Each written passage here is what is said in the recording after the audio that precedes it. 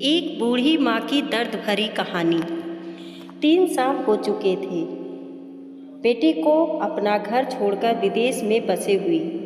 इन 3 सालों में बूढ़ी माँ और ज़्यादा बूढ़ी हो गई थी। 75 वर्ष की उम्र में सुलोचना देवी की याददाश्त काफ़ी कमज़ोर होती जा रही थी। उन्हें रोज़मर्रा की चीज़ें याद न रहती, लेकिन जो उन्हें हमेशा याद रहता था वह उनका बेटा था। दिन हो या रात, एक पल भी ऐसा ना होता जब उन्हें अपने बेटे की याद ना आए। दूसरी तरफ बेटा था जो साल भर में एक आध बार अपने माँ को फ़ोन कर लिया करता और 1-2 मिनट से ज़्यादा बातें भी ना किया करता। फिर भी यह बूढ़ी माँ टकटकी लगाए अपने बेटे का इंतज़ार करती रहती। एक दिन बेटे का विदेश से फ़ोन आया। हेलो हेलो, सुन रही हो ना माँ? अनिल बोल रहा हूँ, तुम्हारा बेटा। कैसी हो माँ? मैं ठीक हूँ बेटा। तुम, बहू और मेरा पोता कैसा है? माँ ने पूछा। सब अच्छे हैं माँ। मैं अगले हफ्ते गांव आ रहा हूँ माँ, तुम्हें लेने। अब हम साथ में ही लंदन में रहेंगे माँ। तुम्हारी बहू कह रही थी माँ को यहाँ पर लेकर आओ, बेचारी अकेली वहाँ परेशान होती होगी। बेटे ने कहा कि बूढ़ी माँ सूखी आंखें आंसुओं से भीग गई। उसके कमज़ोर शरीर के नस नस में खुशी की लहर दौड़ गई। बेटे और बहू का अपने प्रति प्रेम देखकर माँ का मन खुशी से भर आया। बेटे ने आगे कहा, माँ तैयार रहना माँ, मुझे ज़्यादा दिन छुट्टियाँ नहीं हैं। जिसने जितने पैसे लेने हैं लेकर रखना। तब तक मैं प्रॉपर्टी डीलर से बात कर लेता हूँ। घर के लिए माँ ने पूछा। हाँ माँ, गांव का घर हमें बेच देना पड़ेगा। अब हम साथ में ही रहने वाले हैं, तो वहाँ पर घर रखने का कोई मतलब नहीं है माँ, बेटे ने कहा। बुढ़ापे की वजह से ठीक से चलने में असक्षम माँ ने पूरे मोहल्ले में घूम घूम कर अपनी इस खुशखबरी को सबको सुनाया।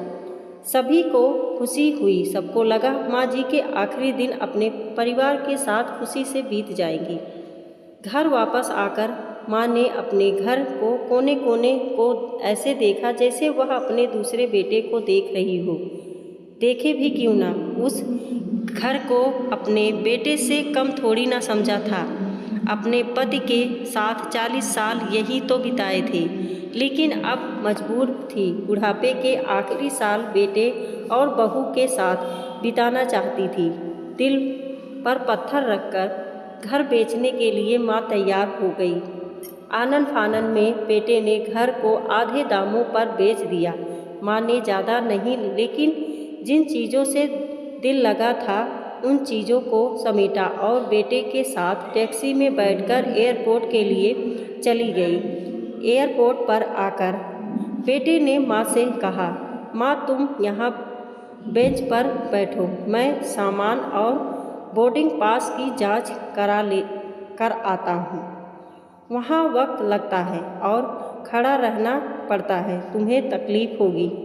तुम यहीं आराम करो। मैं यूँ गया और यूँ आया। माँ बेंच पर बैठ गई और बेटा अंदर चला गया। काफ़ी समय हो गया, बेटा वापस नहीं लौटा। माँ सोचने लगी, ज़्यादा भीड़ होगी इसीलिए देर लग रही होगी। अंधेरा होने को आया। अब तो लोगों की चहलकदमी भी कम होने लगी। माँ को अब चिंता होने लगी। एक कर्मचारी ने आकर पूछा, किससे मिलना है माँ जी आपको? यहाँ पर क्यों बैठी हैं? डरती हुई आवाज़ में सुलोचना देवी बोली, मैं मेरे बेटे अंदर सामान की जांच कराने गया है। लंदन जा रहे हैं हम। क्या नाम है माँ जी आपके बेटे का? कर्मचारी ने पूछा। अनिल नाम है मेरे बेटे का, सुलोचना देवी ने बताया। कर्मचारी अंदर गया और थोड़ी देर बाद बाहर लौटा। उसने सुलोचना देवी से कहा, माँ जी लंदन जाने वाली फ़्लाइट तो दोपहर में ही जा चुकी है और आपका बेटा भी उस फ्लाइट में बैठकर लंदन जा चुका है। अब आपके यहाँ बैठने का कोई मतलब नहीं है, आप भी अपने घर चली जाइए। क्या जा चुका है और मैं घर जाऊँ?